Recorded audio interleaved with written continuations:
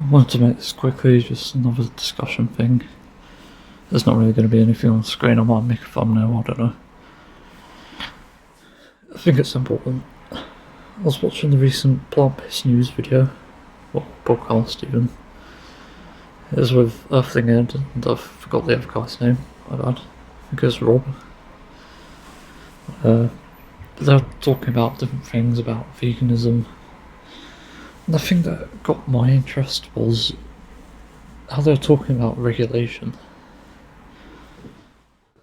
Like, how lobbies regulate themselves, especially in animal agriculture. I wrote about this on the Divine Art. I don't know what else to write, to be honest. But basically, it's like when the smoking industry regulates smoking, obviously they stand to profit from it in a negative way. And that's the distinction, by the way. When it is not in other people's best interest. Which is why you can trust a vegan activist to be with a vegan lobby, for example. Because as long as it's demonstrated that they can have interest for the best interest of other people and animals, then that's good. And even the environment. I think it's only a problem when it can harm someone. That leads on to the topic of, like, everything really. What are the solutions? How do we address something like lobbying, like that self-regulation? I think my criteria for it is basically when it's demonstrated that it's beneficial for everyone else but the industry itself, but can be beneficial to them, but that's secondary. And I think as long as the people who are in charge of it don't stand to profit. Of course there's like bribes and stuff, but I don't think you can really control that. The point is that you're putting people in charge who actually care. And that matters a lot. And when you're talking about solutions, it's pretty universal really. Like we need something that demonstrably helps. And I'll provide a few examples. There's I'm not sure which one to bring up first. I'll say capitalism, because it's more tame. So with capitalism there's obviously a lot of issues and it seems like it's inevitably gonna take over. But the problem with people calling out capitalism, wherever it exists, is what are you doing to even prevent it? Like in the games industry we have other solutions to it. You have to boycott games, and if you even wanted to play them, like desperately, for some reason, pirate them. Like nobody's going to take issue with that other than lawmakers, but who the fuck cares what they think, because if they think like gambling in a kid's game is legal, then it's obvious that their legal system isn't based on morality. So it's bullshit. And when the legal system isn't based on what's best for others, then it's inherently flawed. Hence why animal cruelty can slide in animal agriculture. So really there's nothing wrong with pirating as long as you're doing it ethically to sort of get back at obviously an inherently bad thing. I think it is bad to take money from people who actually do put hard work in and are good. Like stealing, I guess, from Ghost Ship Games, like that's wrong.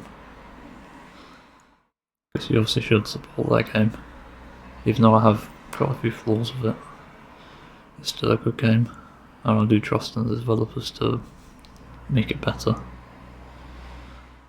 I say I've done actually from what the Dwarven Historian stuff, the DRG Historian, I forgot what it's called.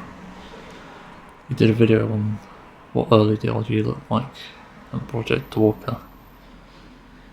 It's really interesting to see how far they come.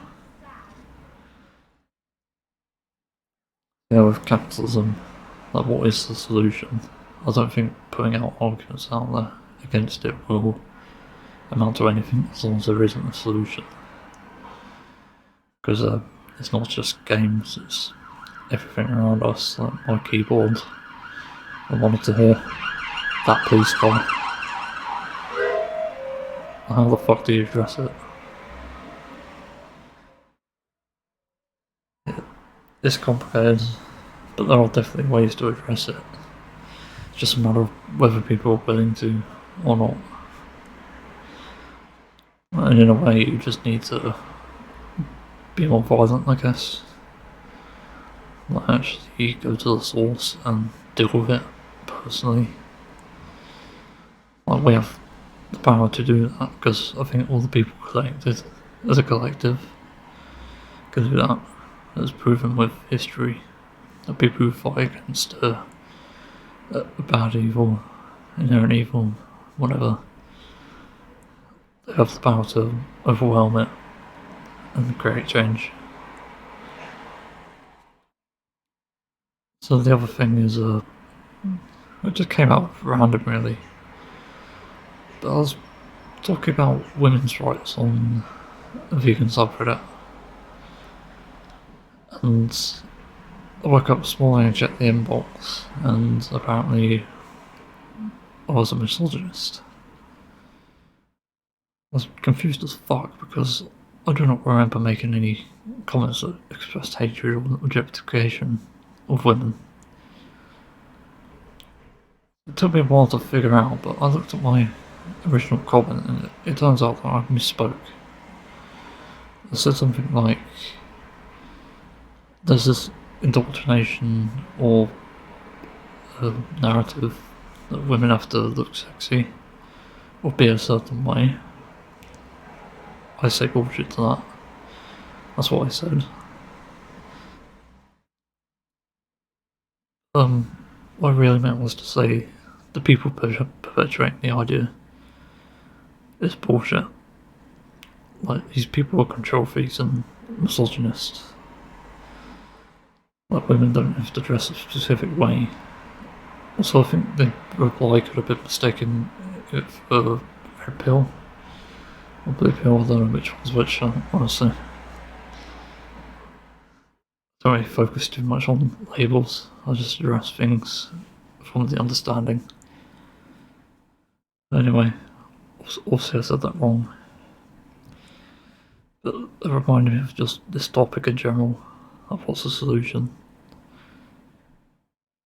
The reply could have said what I said wrong, what made them think I'm a misogynist, and that could have informed me and helped me change, but they didn't. And I've admitted things that I've said wrong and done wrong, I guess, in responses before. That is not uncommon. That's because I'm open-minded and I'm aware of the fact that I can be wrong about something. I'm not holding these things so closely that they fucking turn purple. I hold them close enough that I can still let go. I think that's the difference between me and many other people. I don't hold on indoctrination and shit. My upbringing even. There's cases like trauma which are sort of embedded in the brain. I don't know how to address that, honestly. But there are most things that are kind of artificial, external even, that I think we can address and do have solutions to.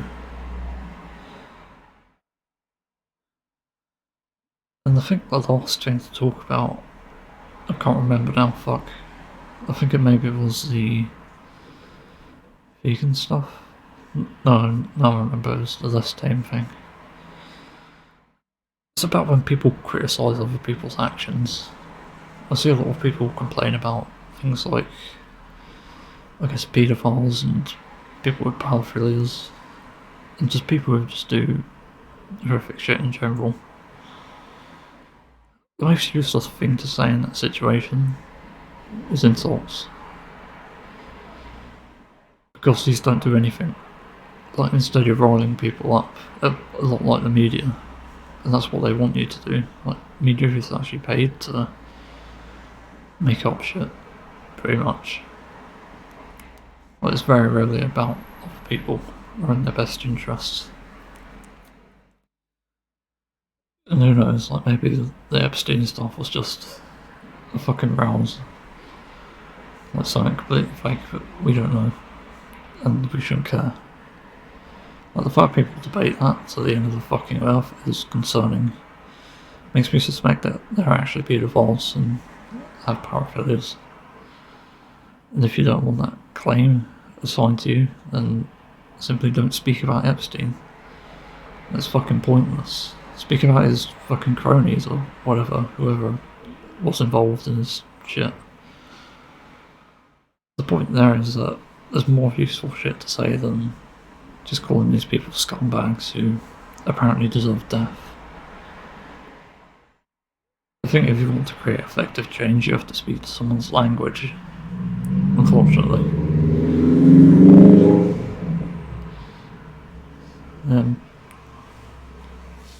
I think that's really how you communicate to that.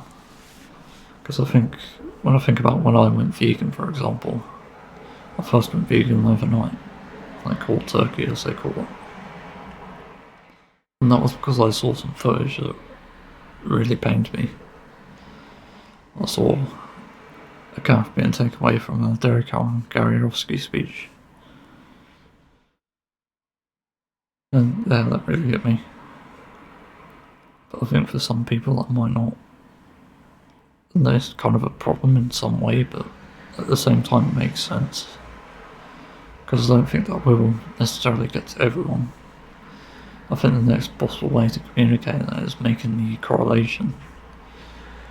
Like, what if this was your family in that animal situation? What if it was your family being exploited and abused for a profit? Which does happen anyway in capitalism. But again, that requires a different solution. There's just so many different layers to this. But there definitely can be a way to simplify it and have a solution. Like my solution to paedophilic disorder and paraphilia disorder, often spreading awareness of it being a disorder that is inherent to someone, is to provide the solutions to it, or as close to it anyway, which is the treatments. Like reducing all the harm that can be done should be an ultimate goal for everyone. Like maximising pleasure is only good so long as it doesn't harm anyone else, but the problem is that harm creates more harm and then reduces pleasure. So you can't have it like both ways. It has to be one or the other. But ultimately, that maximisation of pleasure is what capitalists use as their justification to harm others. I don't think I'm wrong in that, because that's literally what they do. Like, if they wouldn't need to lay off people if, they cared about harming people. Or something like that. I probably said that wrong. Brain's a bit foggy now. Again, the point is, solutions, treatments are important. Information about that is what will hopefully create change. I think a mistake in my activism that I've realised recently, other than when I do activism for those rare things, those disorders, where I do provide solutions and treatments, I think with vegan activism I could do much better. Because rather than say, like, a family died for this, or, I don't know, maybe it's animal cruelty or something, I could say that the simplest way to avoid it would be going vegan. Because that is true. That's how you avoid animal cruelty. That's how you avoid most of it anyway. It's far better than avoiding none of it. So hopefully that was interesting to listen to. I don't know. I think solutions are important. They definitely matter. It is kind of a problem when people don't put solutions forth. There's also the problem with a lot of mental health help, especially here in the UK. What people need is something that addresses their issues and concerns, and not the trivialised fucking script thing of what mental health is. That's pretty much why you see an influx of people just dissatisfied or not happy with mental health help they've received.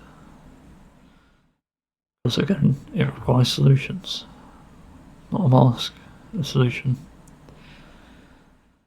And of course, when solutions fail, it's the closest thing that you need. That's pretty much all there is to it.